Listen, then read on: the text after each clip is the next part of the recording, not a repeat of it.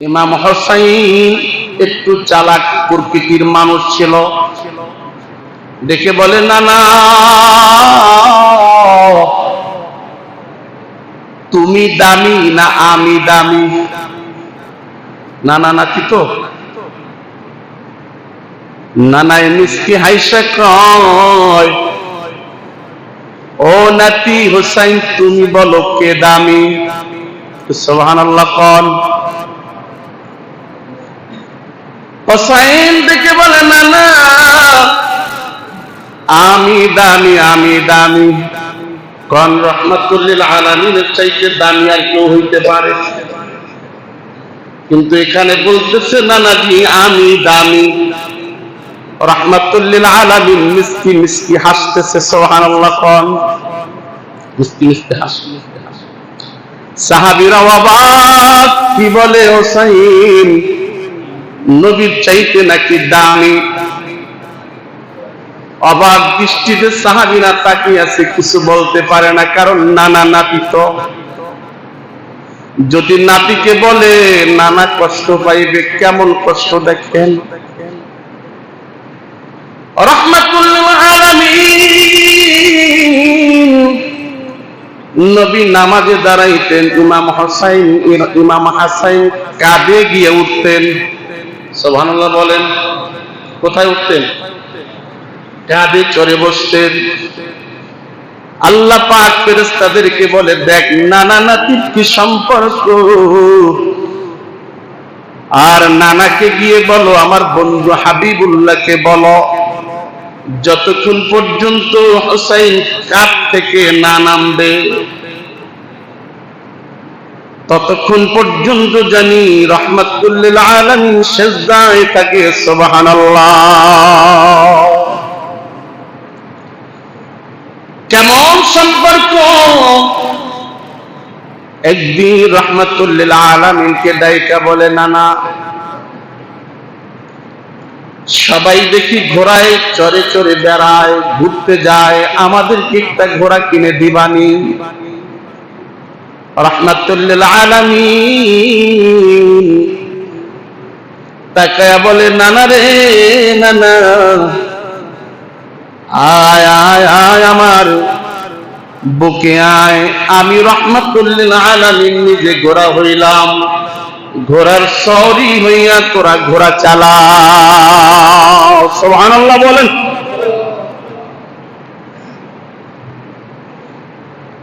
সাহাবীরা দেখতেছে তাকায়া তাকায়া, কারণ কেউ কোনো কথা বলার সাহস পায় না। আমরা তো ইমাম সাহেব কথা বললে কি হইছে, যা ধমক একটা দিয়ে দিলাম, কি হইবে না হইবে এটা দেখার বিষয় না।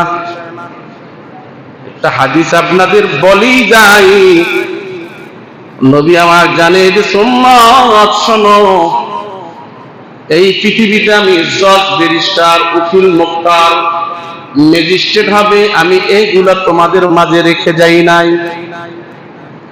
আমি রেখে গেছি তোমাদের মাঝে একজন ওয়ারাসাতুল আম্বিয়া, আলেম রেখে গেলাম। এই আলেমকে অনুসরণ অনুকরণ করে চলিও, সাবধান, আলেমের সঙ্গে বেয়াদবি করিও না, আলেমকে ধমক দিয়ে কথা বলিও না, কারণ আলেম কেউ না, আলেম হইল নাইবে নবী। এই নাইবে নবীকে কেউ যদি ভালোবাসে, সে যেন আমি মুহাম্মদকে ভালোবাসে। সুবহানাল্লাহ বলেন। কেউ কোনো কথা বলে না, সবাই চুপ করে আছে, দেখতেছেন। ওমর ডাক দিয়ে কয়, ঘোড়াটা বড় দামি। রহমাতুল লিল আলামিন দেখে বলে, ঘোড়ার উপরে যদি সওয়ারি, ওটাও বড় দামি। ফাতেমা এসে দেখে রহমাতুল লিল আলামিনের পিঠের উপরে ঘোড়া সওয়ার করতেছে। রহমাতুল লিল আলামিন ঘোড়া হইয়া নাতিদের সঙ্গে খেলা করতেছেন। ফাতেমা ধমক দিয়েছে। নবী আমার ডাক দিয়ে কয়, গো ফাতেমা, ধমক দিও না, এদেরকে আমার সঙ্গে খেলা করতে দাও। এরা খেলা করলে আমি নবী বড় তৃপ্তি পাই। সুবহানাল্লাহ। বাবা বড় করুণ কাহিনীর সামনে আমাদের আসতেছে, সময় হইলে বলবো রাতে। যেই কথা বলতেছিলাম যে রহমাতুল লিল আলামিনকে বলতেছেন, নানাজি আপনি দামি না আমি দামি? হোসেন বলতেছে, না না আমি দামি। রহমাতুল লিল আলামিন দেখে বলে, কেমনে দামি একটু শোনায়া দাও আমার সাহাবীদের। হোসেন দেখে বলে, না না আমি আপনাকে কিছু প্রশ্ন করব, আপনার সহচরের সামনে আপনি একটু উত্তর দিবেন। হ্যাঁ দিব। ও না না আমি জানতে চাই আপনার আব্বার নাম কি? সুবহানাল্লাহ। আমার আব্বার নাম আব্দুল্লাহ। ও না না আপনার আব্বাকে কে কয়জন চিনে? না না আমার আব্বার নাম কি জানেন? শেরে খোদা। সমস্ত কাফেরদের বাগ বানাইয়া পাঠাইছে।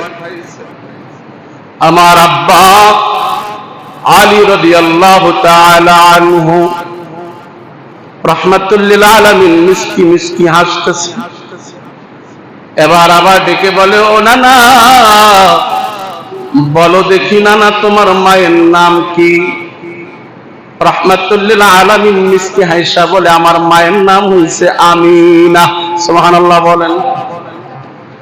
ও নানাজি জানেন কি, জানেন কি আমার মা হলো সাইয়্যিদাতুন নিসাই আহলিল জান্নাহ।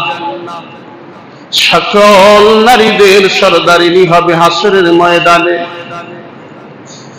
ও নানা আপনার মাকে কয়জন চিনে আর আমি আমার লোক আমার মাকে কয়জন চিনে বলেন তো? রহমাতুল লিল আলামিন মিষ্টি মিষ্টি হাসতেছে। এবার ডেকে বলে, নানা গো আপনার নানার নাম কি? সুবহানাল্লাহ। ও নানাজি আপনার নানার নাম কি? আমার নানার নাম হইল আব্দুল ওয়াহাব। সুবহানাল্লাহ। ও নানা আপনি জানেন গো, জানেন আমার নানার নাম কি? সুবহানাল্লাহ। কখন আমার নানার নাম কি?